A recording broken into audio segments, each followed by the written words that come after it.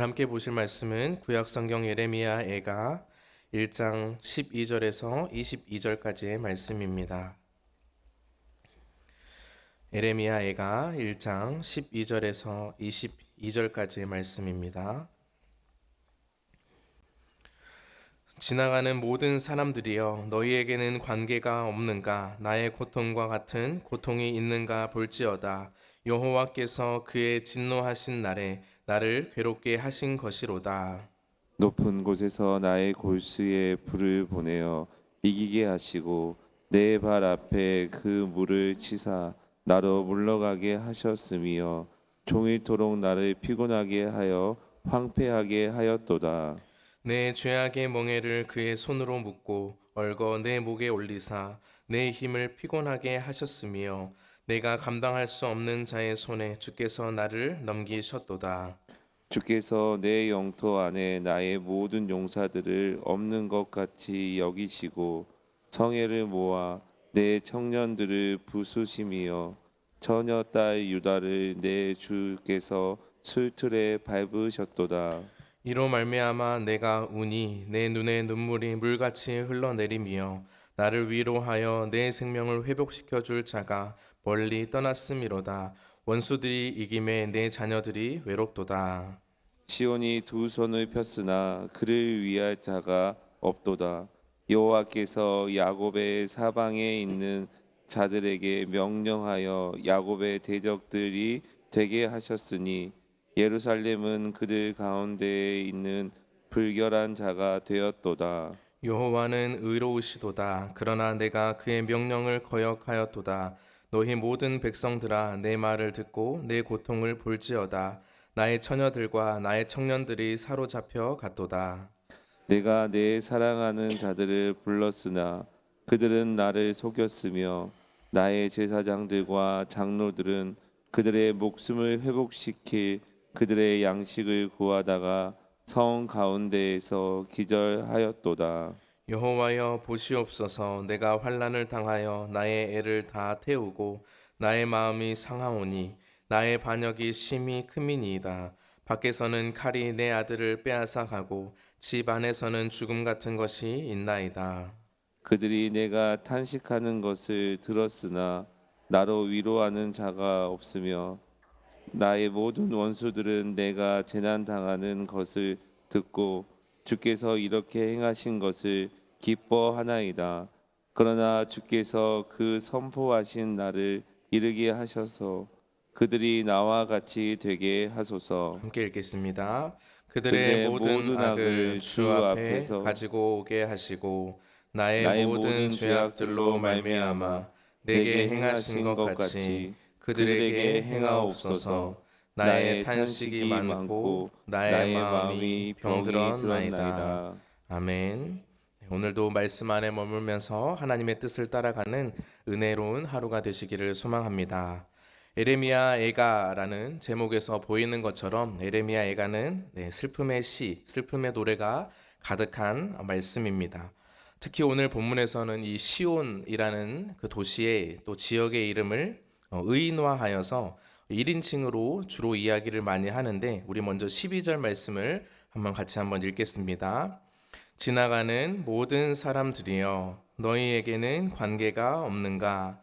나의 고통과 같은 고통이 있는가 볼지어다. 여호와께서 그의 진노하신 날에 나를 괴롭게 하신 것이로다. 아멘. 지금 시온이 이제 사람이 아니지만 사람인 것처럼 표현을 해서 질문을 하고 있습니다. 너희에게는 관계가 없는가? 너희 나의 고통과 같은 고통이 너희에게도 있는가라는 질문을 던지면서 이 시온이 지금 겪는 고통에 대해서 이렇게 이야기를 하고 있습니다.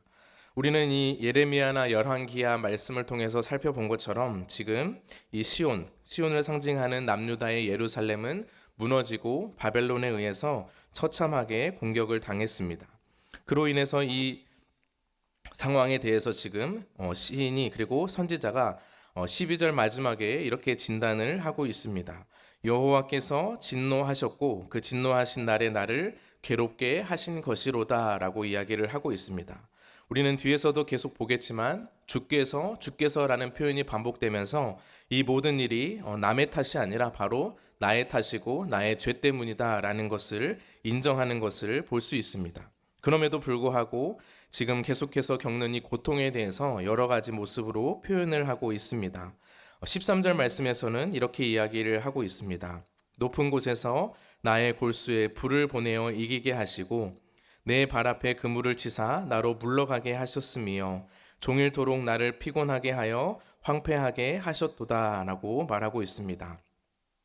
여기서 불을 보내어 골수에 이렇게 고통을 겪게 되었다라는 것은 우리 한국말에도 굉장한 심한 고통을 받을 때 뼈에 사무치다라는 말이 있는데 뼛속까지 사무칠 때는 그 말을 강조해서 골수라는 단어를 씁니다.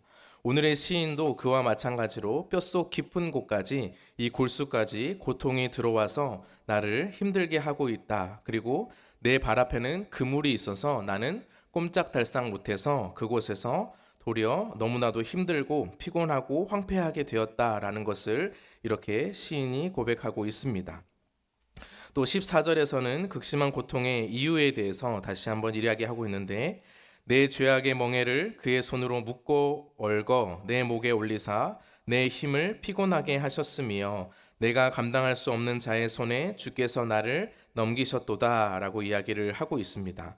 이 14절에서의 고백처럼 역시 자신들이 지금 겪는 이 고난 역시도 내 죄악의 멍에 때문이고 그래서 마지막에 주께서 나를 넘기신 것이고 이로 인해서 내가 지금 고통 가운데 있다라는 것을 이야기하고 있습니다.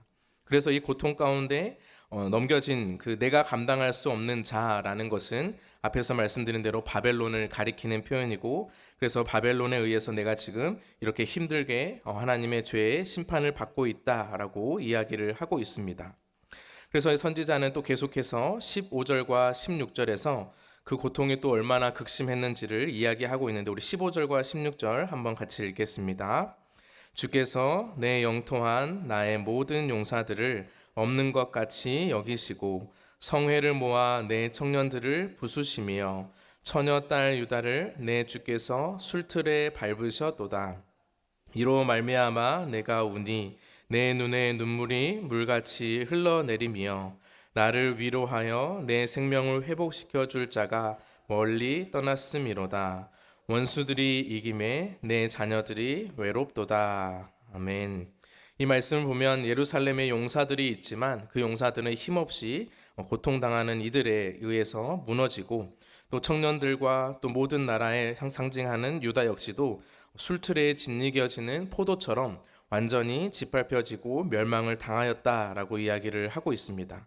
그래서 이 일로 이 시온이라고 하는 이 성읍이 깊이 울고 또 그 눈물이 물같이 흘러서 나를 도와줄 이도 없고 나를 회복시켜주고 위로할 이가 없어 우리가 외롭게 되었다라고 지금 이야기하고 있습니다. 우리도 살아가다 보면 이와 같은 참 힘든 순간을 마주할 때가 많이 있습니다. 우리는 이 힘든 순간을 되면 본능적으로 사람은 누군가를 찾게 되고 누군가를 의지하려고 합니다. 그래서 이 지금 에레미야 애가 역시도 이 말씀을 보면 누군가에게 지푸라기라도 잡고 싶은 심정으로 두 팔을 벌렸고 누군가에게 도움을 요청했다라고 우리 17절과 19절에 이야기를 하고 있습니다. 먼저 17절 말씀을 제가 한번 읽겠습니다. 시온이 두 손을 폈으나 그를 위로할 자가 없도다. 여호와께서 야곱의 사방에 있는 자들에게 명령하여 야곱의 대적들이 되게 하셨으니 예루살렘은 그들 가운데 있는 불결한 자가 되었도다라고 이야기를 하고 있습니다. 그래서 고통 가운데 지푸라기라도 잡고 싶은 심정으로 두 손을 벌려서 도와주십시오라고 했지만 그 손을 잡는 이가 없었고 모든 사람들은 사방에서 이 야곱, 이스라엘을 대적하는 자들이 되었습니다. 그리고 이 예루살렘은 거룩한 도성이 아니라 불결한 도성이 되었고 그래서 새 번역 성경에도 보면 더러운 성이라는 표현이 사용되었습니다. 그래서 그 누구도 가까이 하려고 하지 않고 그 누구도 이 사람들을 이 시온을 위로하지 않고 외면하는 것을 볼 수 있습니다. 또 19절 말씀도 우리 비슷한 표현인데 우리 한번 같이 한번 읽겠습니다. 내가 내 사랑하는 자들을 불렀으나 그들은 나를 속였으며 나의 제사장들과 장로들은 그들의 목숨을 회복시킬 그들의 양식을 구하다가 성 가운데에서 기절하였도다. 아멘. 그래서 내가 사랑하는 자를 마지막으로 한 번 더 불러서 도움을 요청했고 나를 위로해주고 회복시키길 원했으나 도리어 그들은 나를 속였다라고 이야기를 하면서 이 세상 끝에 자신이 겪는 고통에서 위로할 자, 회복시킬 자를 찾았지만 그들이 아무도 자신의 손을 붙잡아 주지 않게 되었다라는 것을 이야기하고 있습니다. 이 모든 말씀을 돌아볼 때 지금 이 유다가 겪고 있는 상황에서 자신들이 겪는 일들은 바벨론이 힘이 강해서가 아니라 자신들은 역시 하나님 앞에서 죄를 지었고 하나님은 의로우신 분이기 때문에 우리는 이 일을 겪었다라고 이야기하고 있습니다. 그래서 오늘 말씀에서 중요한 18절에서 이렇게 고백을 하고 있습니다. 여호와는 의로우시도다. 그러나 내가 그의 명령을 거역하였도다. 너희 모든 백성들아 내 말을 듣고 내 고통을 볼지어다. 나의 처녀들과 나의 청년들이 사로잡혀 갔도다 라고 이야기를 하고 있습니다. 지금 자신의 잘못을 하나님 앞에서 정직하게 고백하는 것, 남의 탓을 하지 않고 하나님 앞에서 자신의 죄를 겸허하게 인정하는 것은 참 좋은 태도이고 또 말씀 앞에서 바람직한 태도입니다. 그래서 자신들의 지은 죄를 외면하지 않고 이제는 하나님 앞에 서서 하나님은 의로우시고 우리는 그 의로우신 하나님 앞에서 죄를 지은 그 명령을 거역한 존재입니다라는 것을 고백하고 있습니다.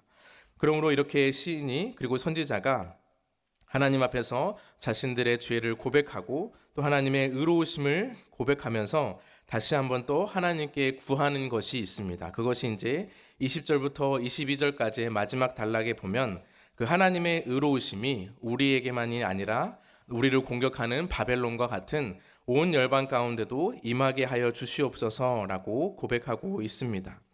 그래서 20절부터 22절까지의 말씀에 보면 여호와여 보시옵소서 내가 환난을 당하여 나의 애를 다 태우고 나의 마음이 상하오니 나의 반역이 심히 크미니이다. 밖에서는 칼이 내 아들을 빼앗아 가고 집 안에서는 죽음 같은 것이 있나이다. 21절에 그들이 내가 탄식하는 것을 들었으나 나를 위로하는 자가 없으며 나의 모든 원수들은 내가 재난 당하는 것을 듣고 주께서 이렇게 행하신 것을 기뻐하나이다. 자, 이때 이런 표현을 하는데 그러나 주께서 그 선포하신 날을 이르게 하셔서 그들이 나와 같이 되게 하소서라고 이야기를 하고 있습니다. 그래서 이 말씀에서 보는 것처럼 하나님의 그 의로우심을 우리뿐만 아니라 모든 세상 가운데 열방 가운데 드러내 주시옵소서라고 이야기하고 있습니다. 22절에서도 반복되고 있는데 그들의 모든 악을 주 앞에 가지고 오게 하시고 나의 모든 죄악들로 말미암아 내게 행하신 것 같이 그들에게 행하옵소서. 나의 탄식이 많고 나의 마음이 병들었나이다 라고 이야기를 하고 있습니다. 그래서 자신이 이렇게 무너지고 고통받는 가운데 있는 것을 하나님의 의로우심을 드러내게 하여 주시고 특별히 우리뿐만 아니라 온 열방 가운데 하나님의 의로우심을 드러내 주셔서 공평하게 심판하여 주시기를 간구하고 있습니다. 사실 이 심판을 요구하는 것에는 또 동시에 이스라엘의 구원을 이야기하는 것과도 마찬가지입니다. 왜냐하면 이스라엘을 공격한 바벨론이 하나님의 의로우심으로 심판을 받는 것은 동시에 이스라엘에게는 해방과 또 구원을 기대할 수 있는 기회가 될 수 있기 때문입니다. 그래서 우리는 이 말씀을 통해서 죄악으로 인해 하나님의 심판을 받고 슬퍼하는 이 유다의 고통을 함께 보면서 우리가 기억해야 할 메시지가 있습니다. 그것은 바로 우리가 이 하나님과의 관계에 있어서 나와 하나님과의 관계, 특별히 또 이 나라와 민족을 내가 품고 또 나아갈 때 나의 죄악뿐만 아니라 우리의 죄악을 하나님 앞에서 겸손하게 그리고 겸허하게 인정하는 태도가 중요합니다. 우리는 남의 탓을 하기가 쉽고 또 쉽게 이 모든 일이 나는 무관하다라고 이기적으로 생각할 때가 참 많이 있습니다. 그럼에도 불구하고 우리는 오늘 이 말씀을 통해서 나의 죄악을 하나님 앞에서 그리고 우리 모두의 죄악을 하나님 앞에서 고백함으로써 하나님의 의로우심을 드러내고 또 하나님의 그 의로우심 속에서 우리를 도와달라고 간구하는 것이 중요합니다. 앞에서 우리가 찬양을 드린 것처럼 우리는 거친 세상에서 실패할 때마다 그 손의 못자국을 만지고 또 그 예수 그리스도를 의지하며 다시 주님께 돌아가는 것이 중요합니다. 그래서 이 예레미야 애가의 노래가 나오기 전에 우리에게 하나님의 말씀이 들릴 때가 바로 진짜 은혜의 때고 기회입니다. 그래서 그 말씀이 들릴 때 하나님께로 돌아가고 또 하나님께로 나아갈 때 하나님의 그 의로우신 그리고 그 의로우신 명령을 따라갈 때 우리는 진리 안에 거하는 믿음의 삶이 될 줄 믿습니다. 또 한 가지로 우리가 기억해야 할 것은 우리는 아무리 죄악을 지었더라도 우리가 두 손을 벌리고 또 위로할 자를 찾을 때에 이 세상이 아니라 하나님 앞에 서야 한다는 것입니다.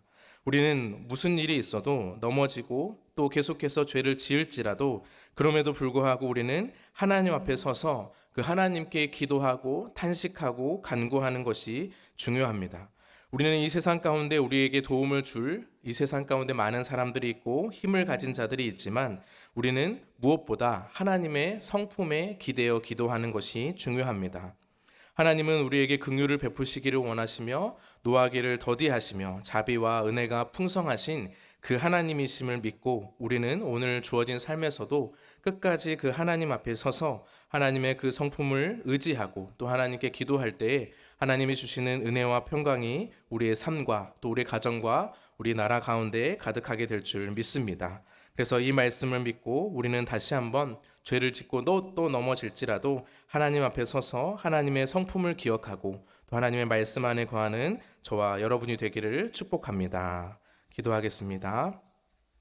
하나님 아버지 감사합니다. 오늘도 예레미야 애가의 말씀을 통하여 극심한 죄악으로 인해 고통과 또 환난 가운데 빠진 상황을 함께 살펴보았습니다.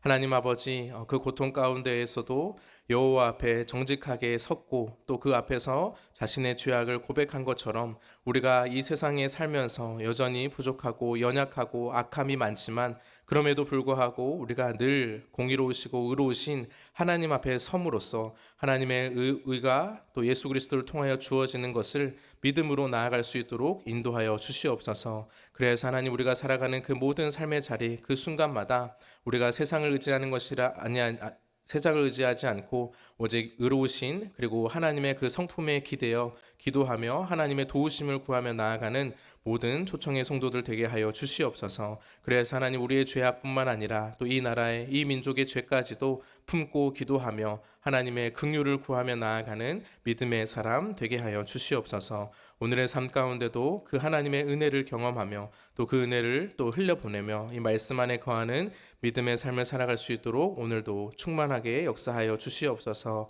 이 모든 말씀 예수님의 이름으로 기도합니다. 아멘. 이 시간 우리 10월 잠언 성경 읽기를 통해서 하나님의 지혜를 사모하며 또 여호와를 경외하는 모든 믿음의 가정이 될 수 있도록 기도해 주시기 바랍니다. 또 오늘 저녁에 있을 금요 철야 가운데 모든 성도들 함께하여서 하나님의 은혜가 넘치고 무엇보다 기도로 밤을 뚫고 기도로 돌파하는 기도의 시간 그리고 기도의 사람들이 함께 모일 수 있도록 기도해 주시기 바랍니다. 이 시간 또 우리 각자의 기도 제목을 가지고 이 시간 주님의 이름 한번 찾고 함께 기도하겠습니다. 주여 아버지 하나님 이 아침에도 하나님 말씀 앞에서 다시 한번 우리 삶을 우리의 신앙을 점검하기